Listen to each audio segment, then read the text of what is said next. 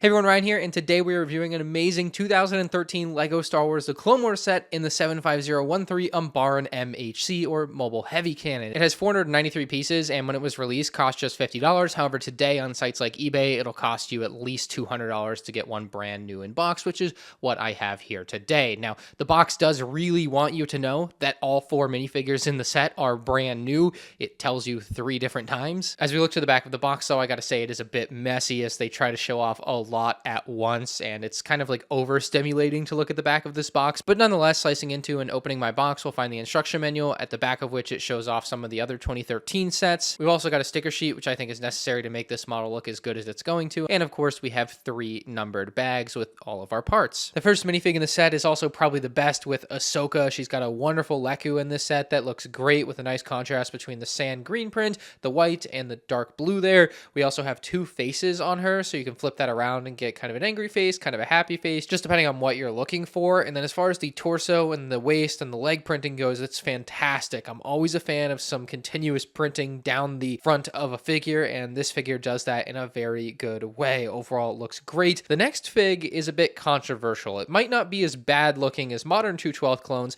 but the 2/12 clone in this trooper is also, quite frankly, just wrong. It is done in yellow instead of orange. Now, this is something that confuses a lot of people because 2/12 troopers were unequivocally established as orange back in the 2005 Revenge of the Sith movie, and the set came out in 2013. But I think there's a more than fair reason that LEGO Star Wars messed up this figure. When you look through the fog and the purplish hue of the Umbara planet, the 2/12 troopers frankly just don't look the same that they do in other scenes from both the Clone Wars and the movies. And so I can understand maybe when looking at concept art or stills from the show that these absolutely look to be this kind of yellowish tone. The face underneath is that 2008 Clone Wars face. Now, finally, we have 2 Umbaran soldiers included in the set. These guys are obviously very weird in the Clone Wars. I never looked at these figures as like really great, but the more I kind of stared at how these figures looked in this Umbaran arc, I actually do really appreciate the relative accuracy that these figures provide. Using the purple head underneath of the helmet was a really good idea. It helps get that color to look just about perfect for these guys, and they've got those great big Clone Wars eyes. The torso design is more than accurate enough. The one thing I would have loved on these guys is some type of unique blaster. You can see in this picture here, they've just got some really cool looking blasters. But yeah, overall, I like these characters. They've got a nice charm to them, and they are some of the more unique LEGO Star Wars soldiers that we have ever had. I think this is a great figure selection for what was a $50 set. Obviously, with the accuracy issue of the 2/12 Trooper aside, it's just fantastic to have 4 great Clone Wars-y characters in one set. Let's move on to our UMBARAN MHC, though. Off the bat with this build, it was a 2013 set. 2013 is widely regarded as one of, if not the best years for LEGO Star Wars, and I think sets like this are the reason why. Even the random, weird, one-off sets that may never exist again were truly amazing. Now, in universe, the Mobile Heavy Cannon is huge, so the actual set here is far too small compared to a figure if you care about 1-to-1 minifigure scale. I don't. But just so you know, this model is technically undersized, but I think they picked a fantastic scale for this. It's still going to work with figures, as we'll see, but it will also fit on a shelf nicely and is very easy to handle, and of course came in at that affordable $50 price. Moving into all the functionality and detail that this set has, I mean, there's a reason the back of the box was sensory overload, and it starts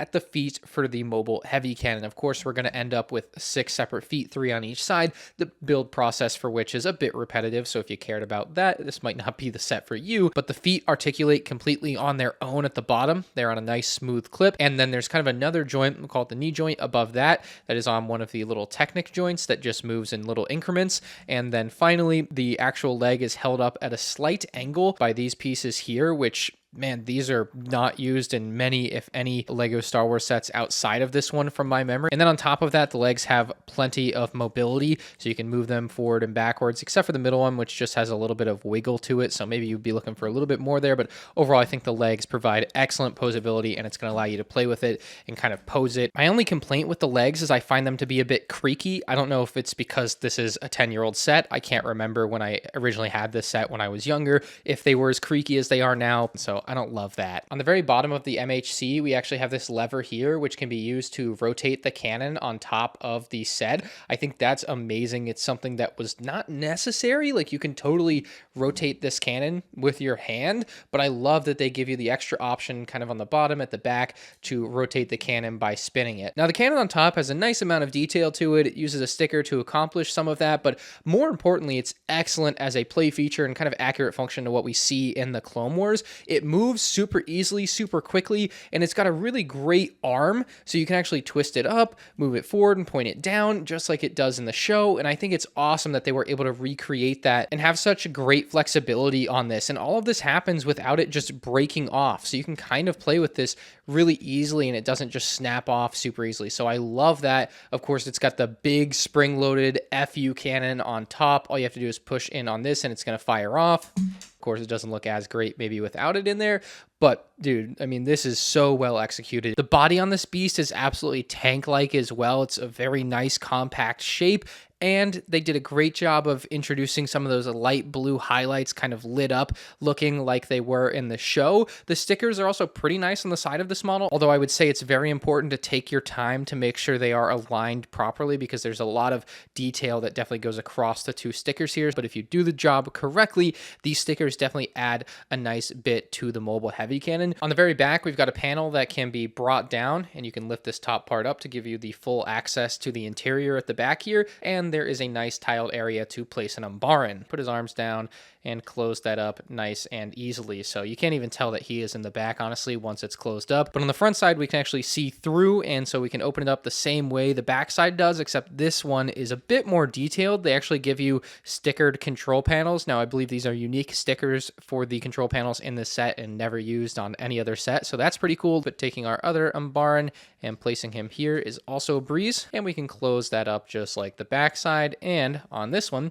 you can actually see the Umbaran inside as he kind of peeks out. The last notable detail would be this sticker here, these 3 lights on the front, and then you've got a couple of extra blasters placed upside down on the bottom of the heavy cannon that you can shoot at more minifigs with. I think I'd go ahead and rate this set about a 9 out of 10, given the mistake with the 212 Trooper and maybe wanting a bit more detail on the Umbarans. Outside of that, it's literally a perfect set. I love this thing. So let me know what you guys think about it in the comment section below. If you enjoyed, hit the like button. You can check out more 2013 LEGO Star Wars set reviews on the end screen now.